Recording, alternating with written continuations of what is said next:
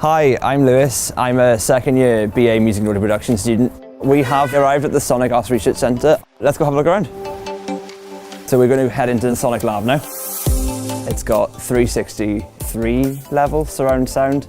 So you've got speakers underneath you, you've got speakers at head level, speakers above as well. You'll use this space for lectures. It's also used for concerts and performances as well. We'll have lectures on sound recording and audio mixing, so you'll know how to really utilise a space like this and get to grips with using one. There's modules in every year with ensemble performance where groups will come in and collaborate with each other, and you'll get full use of the space. You can use the lights, you'll have all access to the sound as well, so you can kind of make the performance your own. So it's acoustic paneling the entire way around, and they go up and down depending on the circumstance of the performance.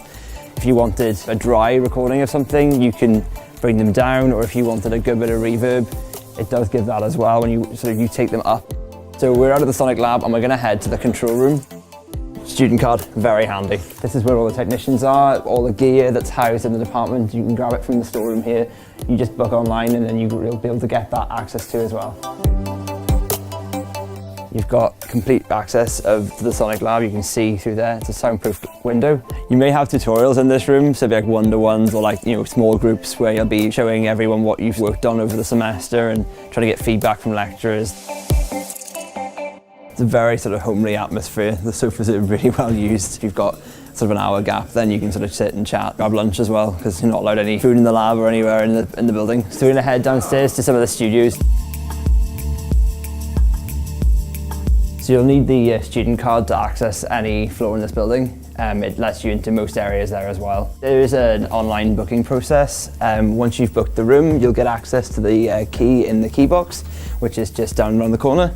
Once you've got that, you'll be able to take your key out and then use the studio until your time is up then as well. This is the VR Edit suite. So this is a suite primarily used for postgraduate research, masters, PhD students as well. So next we've got the surround studio. This is one of two 360 surround studios that we have in the department. So in here you've got, as you see, 360 Genelecs right the way around the room. The control panel as well. So you can do spatial audio work in here. So a lot of final year students will be working in here doing really spatially aware audio so that you can use it for different projects. The software we have in the department is second to none, and you'll be able to use it as you progress throughout the degree as well. So we're going to head down to the new broadcast studio we've had installed as well. We'll be able to use the equipment in here to work with the broadcast students on some of their projects there as well. Before we go into the broadcast studio, we can have a look through the audio control room. If we're recording any visuals, the visual booth is the one in front of us. You can see right the way through to the main broadcast studio.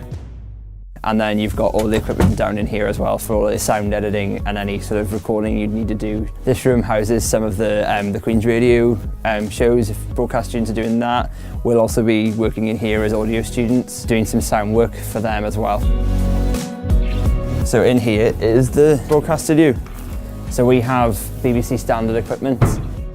So this will be good practice for everyday work then if anyone's looking at life behind the camera after Queen's as well. So this is a really good benchmark then to work from. You can start here and then you'll be able to look at getting connections with, say, the BBC or UTV, any TV media audio companies that require this level of equipment.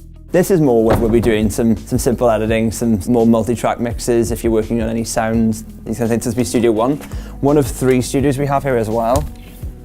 So this is set up primarily for just doing production, post-production, editing. There's Mac, you've got the Yamaha control desk as well, so you've got quite a good setup here. Stereo is definitely just as good as surround. We're going to head right the way up to the top floor and into the Mac lab. So we're going to head onto the computer suite.